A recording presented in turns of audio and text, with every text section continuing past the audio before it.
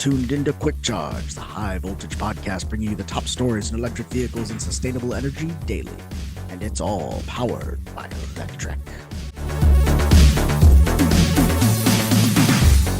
Welcome to Quick Charge. It's July 7th, 2025, and I'm your host, Joe Boris. It has been a substantially weird American weekend here over the 4th of July holiday. And capping it all off with Elon Musk's latest row with President Trump, leading to the formation of the America Party. According to the Associated Press, Musk says he's forming a new political party after a split with Trump over tax cut law. Michelle Price writes, Elon Musk said he's carrying out his threat to form a new political party after his fissure with President Donald Trump, announcing the America Party in response to the president's sweeping tax cuts law. We'll have a link to this in the show notes, but I mean, it really does come down to this. We have now a third political party with billions and billions of dollars behind it, and it remains to be seen how that will stack up against the established Republican and Democratic parties. And Elon Musk realized way too late how badly Tesla would be hurt by Donald Trump's big, beautiful bill. That's the argument being made by Fred Lambert, our resident Tesla expert, who writes, Elon Musk realized too late how badly Tesla would be hurt by Trump's big, beautiful bill, according to former and current Tesla executives who now give more details about the impact on the company. Tesla's stock was down more than 7% today after President Trump signed the big, beautiful bill, and CEO Elon Musk announced in response that he will start a new political party.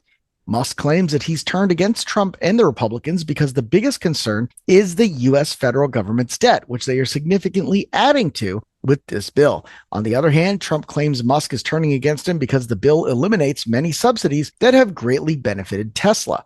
The truth likely lies somewhere in the middle, but now former and current Tesla executives do add some color to the situation by highlighting how Musk woke up too late to how bad this bill was going to affect Tesla. Financial Times released a new report looking into the likely impact of the BBB on Tesla based on comments from current and former Tesla executives. The biggest impact is expected to come from the removal of the $7,500 federal tax credit by September 30th, which is expected to reduce demand for electric vehicles in the U.S. significantly. As the biggest EV automaker in the U.S., and with the U.S. being Tesla's least affected market by its current demand slump, it's expected to hurt the Texas-based automaker more than anyone else. Furthermore, the bill also removes penalties for automakers who fail to meet their emission requirements, which in turn eliminates the market for emission credits. Now, this is crucially important to Tesla because emission credits, which the company generates by building electric cars and then sells back to Ford, GM, Chrysler so that they can continue building high pollution, high emission trucks and SUVs, is a significant driver of profits for Tesla. And in fact, they would have lost money in Q1 2025 without those emission credits and the ability to sell those. There are similar programs in Europe and China, but Tesla doesn't disclose how much of its quarterly emission credit revenue comes from the US. But the Financial Times report cites a Tesla executive who claimed that as much as 3/4 of the revenue comes from U.S. credit sales. Tesla has contracts with automakers to sell them those credits, which could prevent the total loss of revenue until the end of those contracts. But the executive also warns that some of those contracts include clauses about changes in regulation that could result in early termination. Financial Times cites the exact phrasing, there will be some level of credit trading until there is certainty, but the bottom has dropped out of the market long term. Trump has done it so fast and with such ferocity that the entire program might just go away. With the demand brought forward into Q3 due to the tax credit expiring by Q4 and the revenue from selling credits to automakers in the US going away, Tesla could find itself losing money in Q4 of 2025. We are a long, long way from infinite demand and increasing by 50% every quarter. We are now reducing deliveries. We're reducing production.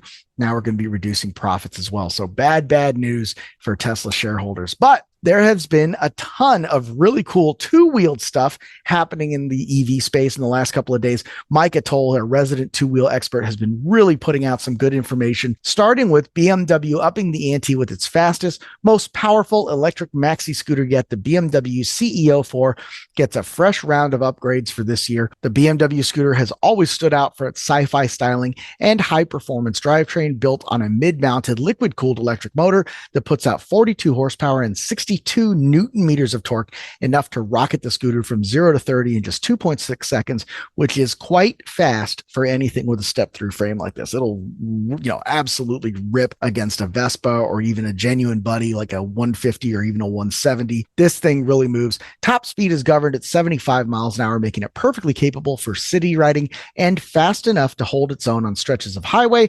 Range is estimated at 81 miles on the WMTC cycle, thanks to an 8.9 kilowatt hour battery pack tucked low in the frame. There are also a few new tech upgrades baked into the option list. Riders can now spec a 6.9 kilowatt quick charger that reduces the 0 to 80% charge time down to just 45 minutes, down from nearly 4 hours with the standard onboard charger. Tire pressure monitoring, a center stand, and BMW's Headlight Pro adaptive lighting are also available as add-ons, along with an emergency e-call system and dynamic traction control. BMW has kept the core riding components in place: a steel tube chassis, 15-inch wheels, anti-lock brake system with optional ABS Pro, and an impressive 10.25-inch TFT display with integrated navigation and smartphone connectivity. The underseat storage still allows a full face helmet, and the long, low frame design means the scooter looks like something out of Blade Runner, but rides like a luxury commuter.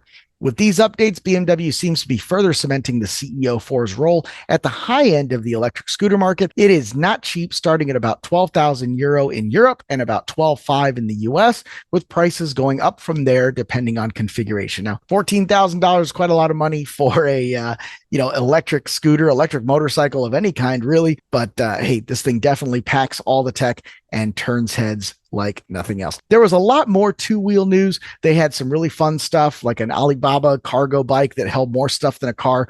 Really fun. You need to go check that out. But crucially, at least crucially to me, Honda has an electric Ruckus. Will they bring it to the US? This is another great Micah Toll piece from this weekend. The Honda Ruckus has earned cult status thanks to its minimalist styling, exposed frame, and endless customizability. I've had two of these. I customized the snot out of them. One of them was on the cover of the Scooter Works catalog at one point. So really, really fun little bikes. I'm a huge fan, and I have wanted an electric one of these for a long, long time. Now, Honda finally has answered the call for one of these. They call it the Zoomer E. It's an electric version of the Ruckus, which is called the Zoomer in Japan. But why is it not in the US? Despite clear consumer interest in a growing market for low-speed electric vehicles, as well as Honda's own proven interest in growing its electric scooter market, the company hasn't made any moves to release the electric Zoomer in the US. Not terribly surprising, considering that America still lacks a robust electric scooter market, or really any kind of scooter market, and anything motorcycle shaped that doesn't hit 30 miles an hour tends to get passed over by mainstream buyers. But that might change. Technically, bringing the Zoomer to the US wouldn't be a big task for Honda.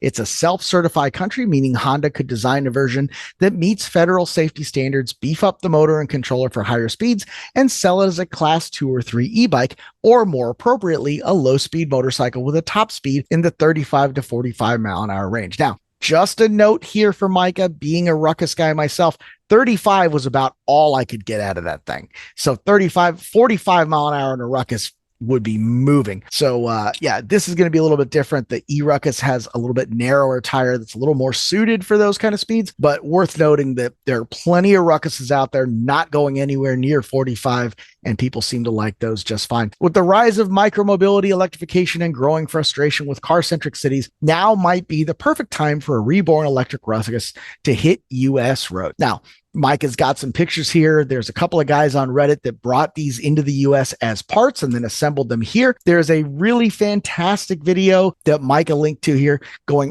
a full walk around on a red electric Ruckus, kind of going through the motions, giving you a good experience in a ride. And we'll have a link to this in the show notes as well over at electrek.co. Super, super fun video. Definitely want to check that out. Now, moving on from the world of two-wheelers, we like to talk about the grid. We like to talk about sustainability. We like to talk about energy on this show.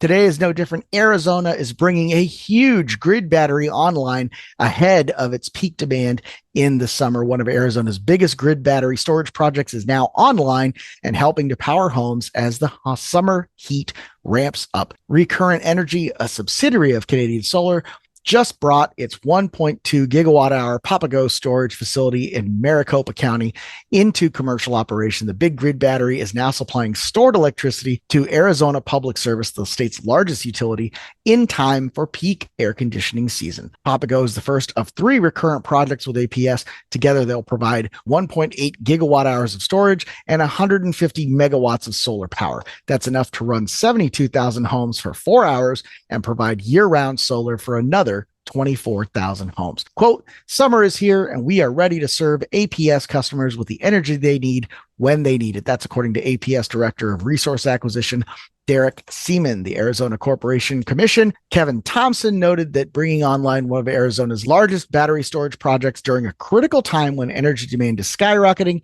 is a major milestone. Canadian Solar's e-storage arm built the project and will keep it running under a long-term agreement. Now, last but not least, I want to talk again about the Electrek Formula Sun Grand Prix. Day 1 was in the books on Thursday. Really cool stuff. They went all weekend long. Aaron Wachulis is providing coverage of that, giving us a whole bunch of pictures and photographs. Here are 5 great photos from the event. There's a whole lot more. And again, check out that Formula Sun Grand Prix. This is where the engineers and automotive designers and utility engineers and all of those people are coming from. This is a great, great program. Support it any way you can, even if that's just giving it a couple of page views so their sponsors can be happy. That's all I've got for July 7th. Be sure to like and subscribe and follow along. Check out electrek.co for the show notes and tune in again tomorrow.